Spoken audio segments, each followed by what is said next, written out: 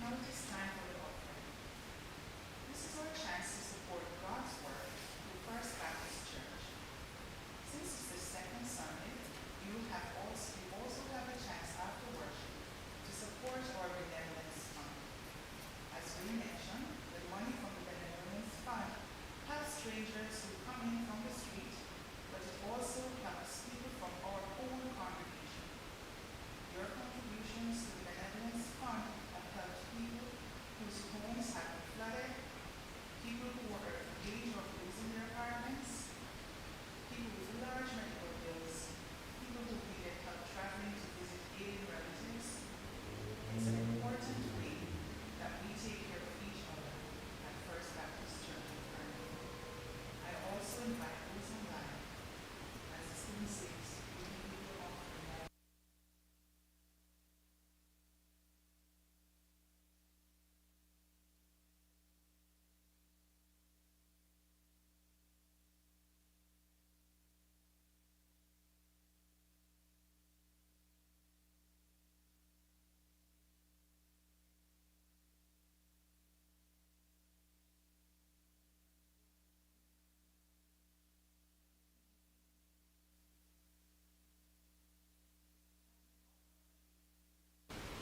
We're reminded of your call to step out into the world and make a difference.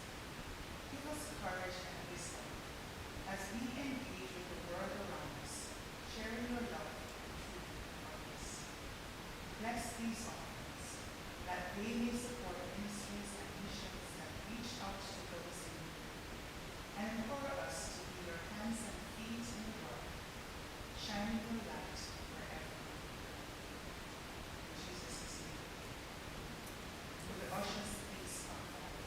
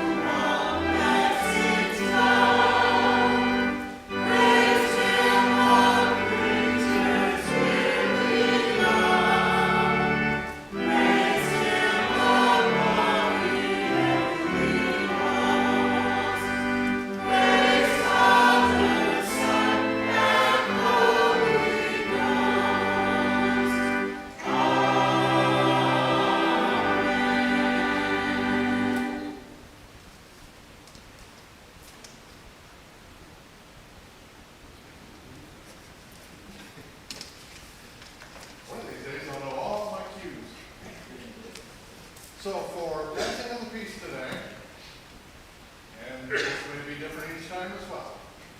I know you're used to waving. If you want to wave, that is just fine. But I would encourage you also, if a choir member walks past you on the way to their seat, give them a high five. But in the meantime, fist bump 2 people near you. And go.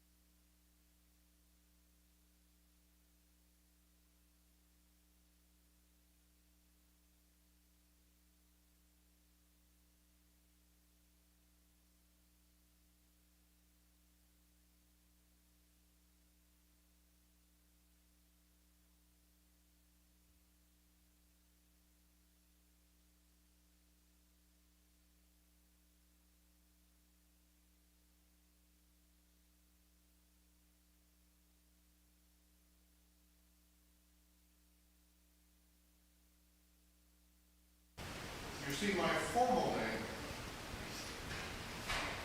and my email address and my cell phone. Go ahead and add me as a contact in yours,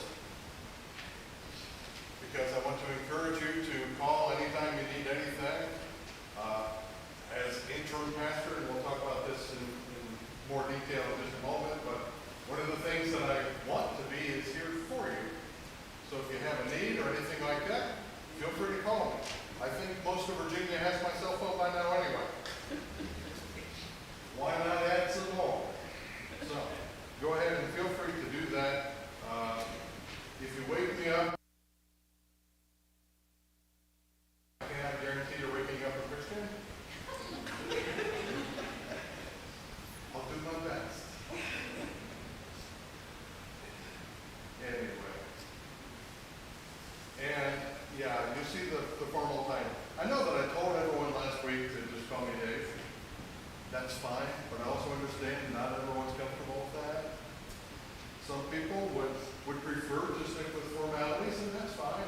I've been called Pastor Dave, Reverend Pepler, Dr. Pepler, Dr. Pepper, Dave. My friends call me Pep. I don't care what you call me. Just whatever you're comfortable with. Dave is what I'm most accustomed to. Whatever you choose. Elijah. Oh, bless his heart. Elijah. You remember the story, right? The prophets of Baal. And he gathered, there was this contest. Elijah challenged the prophets of Baal to this contest to see who could make their offerings burn. Okay? 450 prophets all got together and they had this altar. It was showtime, people. Folks came from all around to see this contest. And the prophets of Baal, they started doing all kinds of things. They had the wood and all this stuff. And they couldn't get lightnings to come down from their gods to start the fire. So Elijah started teasing them, just kind of poking them and saying, okay, well, come on, maybe you're not yelling loud enough. Maybe you're not trying hard enough. And by the time he's done with them, they're doing so many things, even to themselves, that it's kind of a ridiculous looking scene. 450 prophets, no lightning, no fire. I guess they had raw meat for dinner. Then Elijah gets his turn. And what does he do? He says, wait a minute, I've got the altar, I've got the wood, I've got the bull. Pour some water on it. Wait a minute, let me dig some trenches around. Okay, pour some water over the whole thing. Okay? Now, let's do that again. Pour some water out over the whole thing again.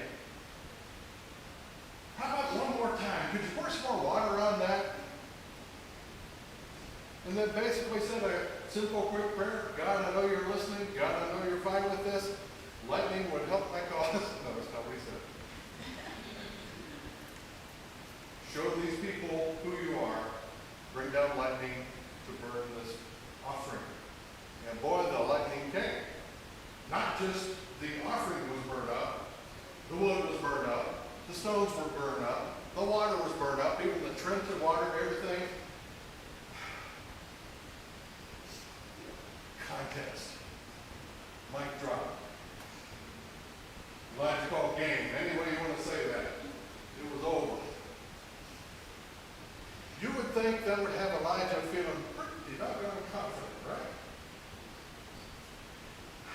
You would think. However, as we get into chapter 19, it turns out that this maid, the king's wife, we know her as Jezebel, made her pretty angry and she threatened him. So this man of God, who just had this tremendous victory in front of all the people, over all of those prophets, over that false god, got scared and ran away. And as our text even helps us to see, he's not just running away. He is scared out of his wits. He went into the wilderness and basically got out there and said, I'm so scared, Lord, just take my life. Well, that's some kind of scary. And God had different plans. This was going to be a journey. And he basically offered him a couple of meals that were going to carry him for the whole journey. Could you imagine? I mean, he fell asleep, the angel woke him up, said, here, have a meal, and there's the meal. Fell back to sleep, woke him up again, here's another meal. Could you imagine how much of a meal would you need to go for 40 days? Okay? I don't think they're going to get that in a little to-go bag, right? I mean, I can't imagine going to, say, my favorite fast food place, go to the drive-thru and say, I need enough food to last me 40 days. I mean, can you imagine the size of that order? And oh, by the way, you can't get your car. I mean, food that would last for 40 days. And he went on this journey, just like you are. Elijah didn't know where the journey was going. He didn't know how long it was going to take. You're not sure who your next pastor is. God's already grooming that person, but you have no idea. It's going to be a while before we get there from here. So how is God preparing you? We're starting this journey together. I am your interim pastor. Or some people would say transitional pastor. What on earth is an interim pastor? It's someone who comes in and basically tries to, and it depends on the needs of the church, but basically tries to fill the pastoral role while also preparing the church for when that day comes, when God does present you that next leader, that next shepherd. So it involves all of the stuff. Okay? If you're going to the hospital having a procedure or something major is going on, that's why I gave you my number. If you just want to visit, you want to talk, that's why I gave you my number. If you want to hang out, I am a coffee person until 3 o'clock, Tennessee Gap, and that's just not real. So anytime you want coffee before 3 o'clock, give me a call. There's a Panera down the road here. In Williamsburg and Richmond, where I'm from, I spend a lot of time in Panera Breads. I call it my Java office.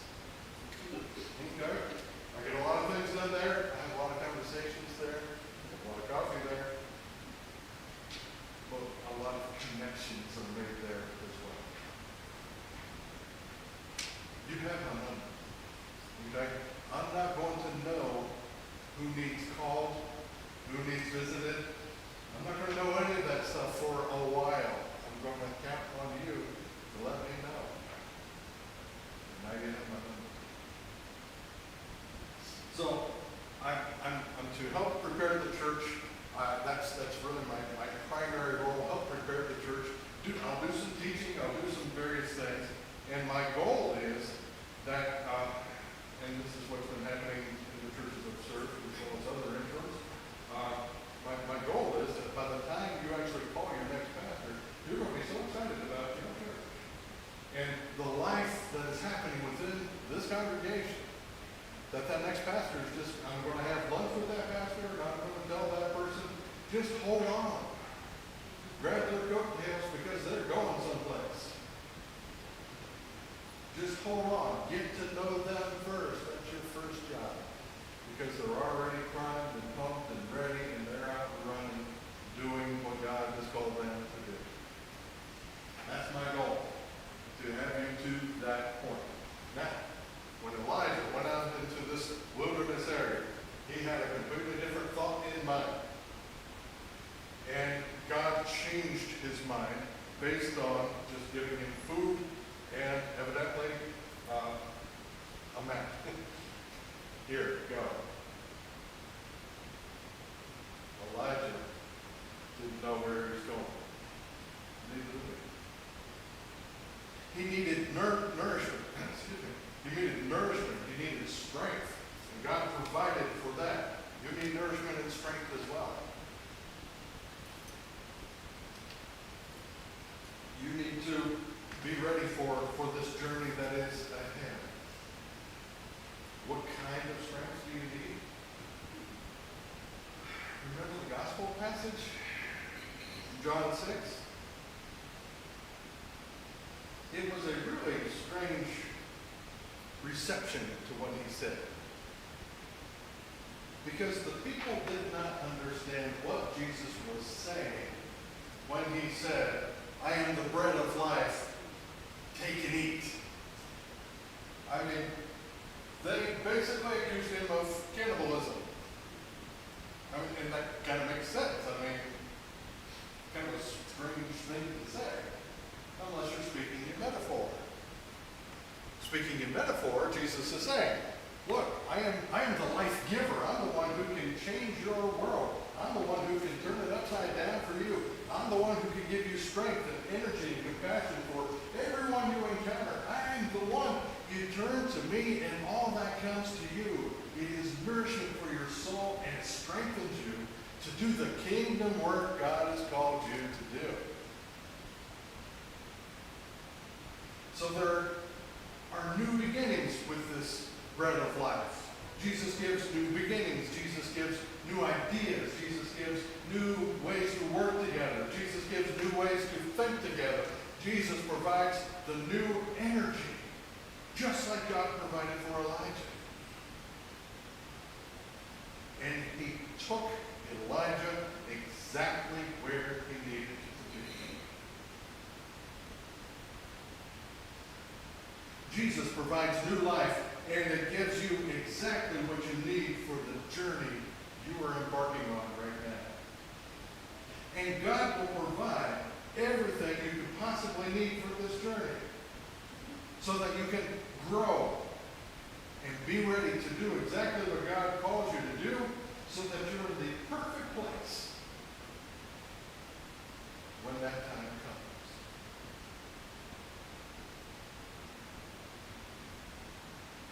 So, the church has needs. This is a time where the church probably has questions. We understand that anytime a pastor moves into a different calling, the folks left behind have questions, they have needs, they have the whole range of emotions. Okay? This is normal. If you're feeling frustrated by that, God gets it. If you're excited about what God called Sean into, God gets that. If you're upset because of the pastor who was here for so long, he's gone. God gets that. God understands all of the things that you're thinking, all of the things that are going through your imagination, all here thinking, well, what's this? God gets it all. God understands all of that. So maybe what the church needs is something like patience. Okay? This isn't going to be wrapped up by Christmas. Okay? I mean, that will be lovely, I'm sure. But we need to walk and not run. So maybe patience is what you need. Maybe the church needs a spirit of hope. A time to think of, okay, I know that I can see what's ahead, but I don't know how to grasp it. I can't really tell what it is. I don't know what it looks like. How do you have hope in a time like that when you're just unsure of the path forward? God provides that. Maybe you need a time to grieve God's departure to a different ministry. It's normal. Maybe you just need some time to rest. But I can promise you this is not a time to walk away from the church. This is not a time to turn your back on God. I have been to several churches over the years, and I've heard many people, far too many people say, tell you what, I know you're the interim pastor, I know you're here for a while, I know all this stuff, and I know that it'll be announced when the church calls the next pastor, and I'll come back then. I would say that makes me want to pull my hair out, but too late. This is the time for the church to come together. This is the time for the troops to rally, so to speak. This is the time for the folks to actually come together and say, I'm going to be committed to God. I'm going to be committed to following God's lead in all of this. It's a time to grow. I've seen churches actually grow numerically in between times. I've seen churches grow in spirit in between times. Because the connection with God that maybe you were counting on someone else to have for you isn't here anymore, so you need to work on it yourselves. My primary goal here is to be an instrument to help you get closer to God during this time. That's it. Everything else is a byproduct of that. To help you grow in your faith. I'll make you this promise. I'm going to be working on mine too. I hope to do exactly what I'm asking you to do to grow in your faith. This is a time to commit. This is a time to say to God, I trust you.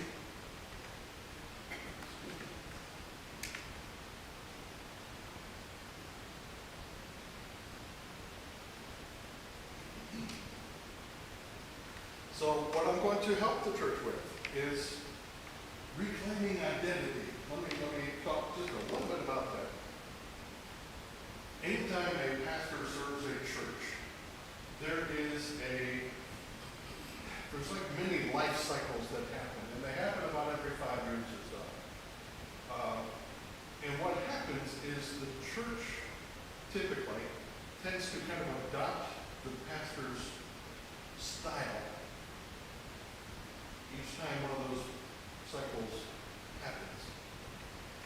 So the longer a pastor is present with the church, the more the church tends to kind of mimic the style of the pastor, the way the pastor leads, and all of this stuff. And one of the things about really long-term pastors that are troublesome to churches is the longer a pastor is there, the more the church just kind of loses its grip on its own self.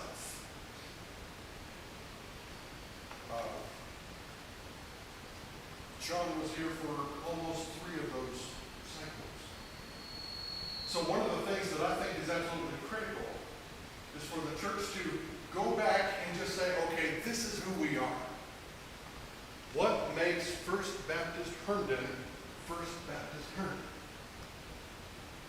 And we're going to go through that. We're going to talk about that.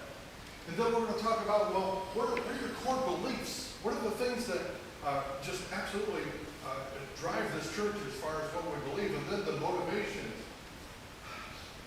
Why do you keep coming back?